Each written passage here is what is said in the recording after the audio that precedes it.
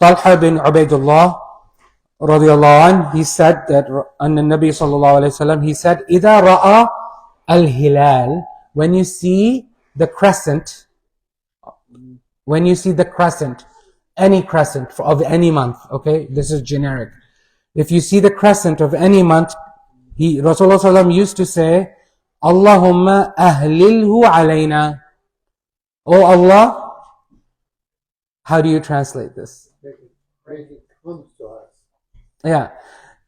Hilal, what does that word actually mean? Something that appears. Okay? Something that appears in the sky. That's the word. That's the actual meaning, I think, of the word. Even halla as a Yeah. Halla ʿalaynā. Yeah. It appeared upon us. Something that just pops up, like in a nice way. Okay?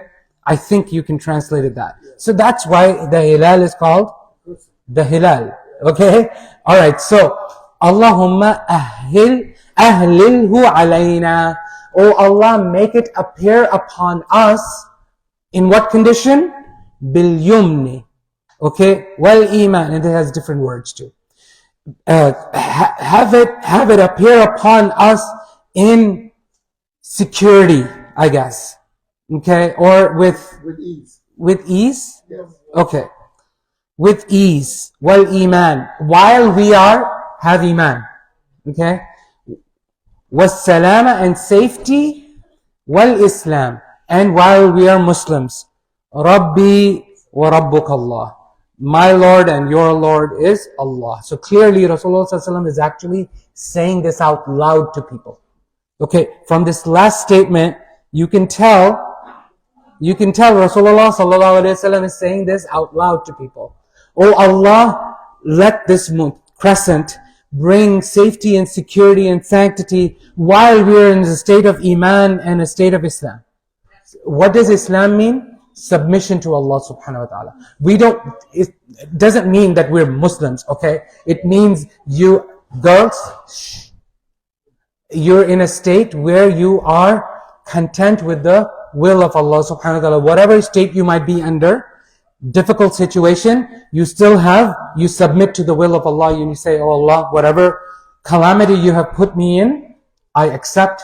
May Allah subhanahu wa ta'ala take this away from me and guide me to the right path. That means Islam. That's the meaning of Islam. Okay? That's why we're called Muslims. That's the meaning. If you're not doing that, you're really missing the point of being a Muslim. Okay, may Allah subhanahu wa ta'ala make us those who submit to Allah subhanahu wa ta'ala's will. So, he's saying that when the new moon comes, it's basically, we don't have a happy new year in Islam. Not that there's anything wrong with that, but that's a different discussion. What I want to say is, we celebrate the start of every month with a good dua. We start every day with a good dua. We start every evening with a good dua. We start every week with a good dua. We start everything with a good dua. We start every month with a good dua. Right? We start everything with saying something good. We meet somebody with a good dua. They greet us with a good dua. Islam is just full of celebrations. We don't just have annual Happy New Year's and Happy Valentine's Day.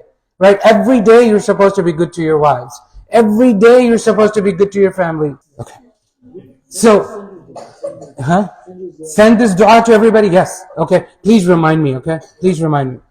So, what is the dua? Let's read it together, okay? Allāhumma ahlilhu ʿalaynā bi-al-yumni wa-al-īmān wa-al-salāmati wa-al-islām rabbī wa-rabbuka Allāh. Beautiful, right? So this is a dua.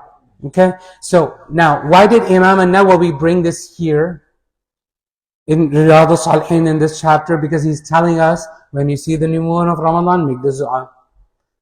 And make this dua every month. It's not just a Ramadan only dua. Right? Because we are Ramadan Muslims, we only think about this dua at Ramadan or at Eid. Okay?